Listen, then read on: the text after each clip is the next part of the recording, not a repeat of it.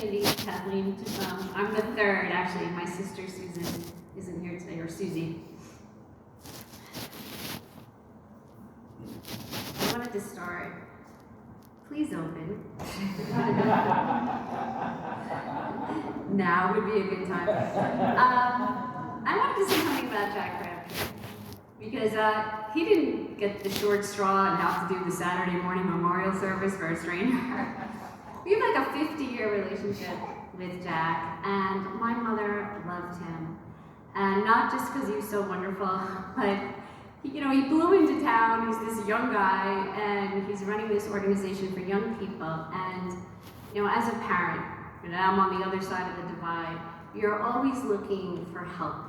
You're looking for help with your children's faith formation.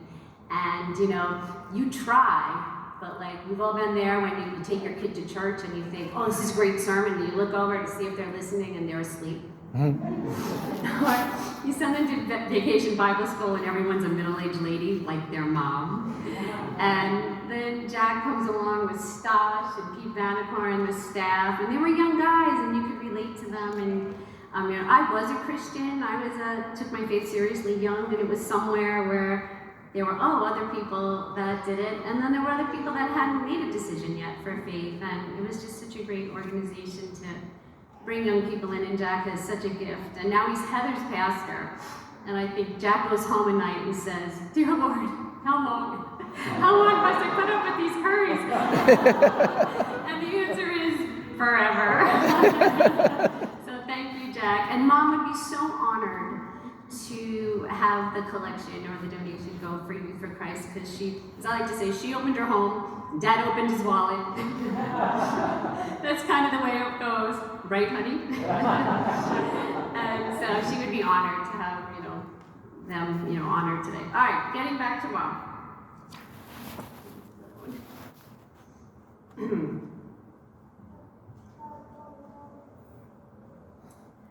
Sorry.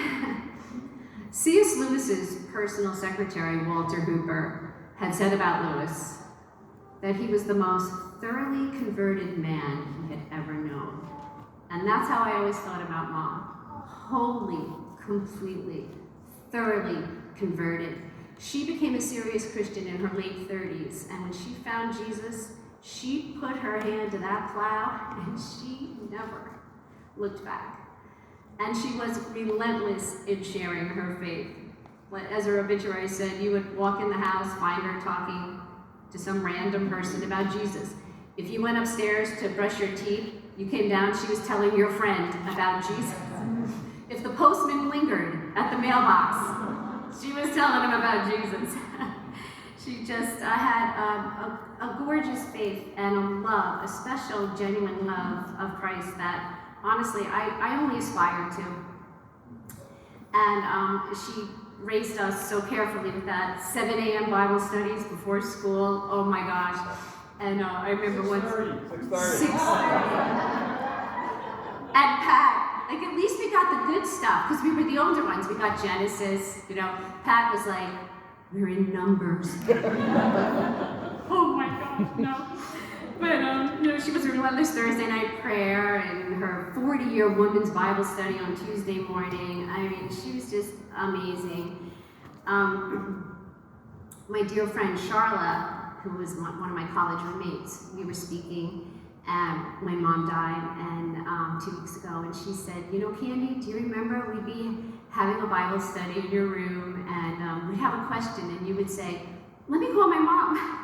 And I would call my mom, and she, would straighten it all out for us. And Charla said, I'm the mother of 3, the grandmother of 4, and she has touched every one of our lives, through you. And that's who Mom was. I mean, she's probably touched hundreds of people, herself, and then through her children. I went to see a woman speak about 10 years ago when we lived in Maine, and she had done missionary work, and she had spent a year at Mother Teresa's hospital, home for the sick and the dying, and she said that she had traveled the world on her mother's love. And I thought, I've traveled my life on my mother's faith. And the final thing I'm going to say, when we were young, my mother would write you have to write notes for your teachers. Candy was sick today, out yesterday. And she would sign all of her notes, love Ann Curry. Not sincerely, not yours truly, love Ann Curry. And Mrs. K, who was the first grade teacher that like 5 of us had, said they were her favorite notes because of the way Mom signed them. Dear Mom, I can never thank you enough for your love and the love that you shared and relentlessly transferred to us, your unshakable faith in our Lord Jesus Christ that you relentlessly passed on to me. Love, Candy.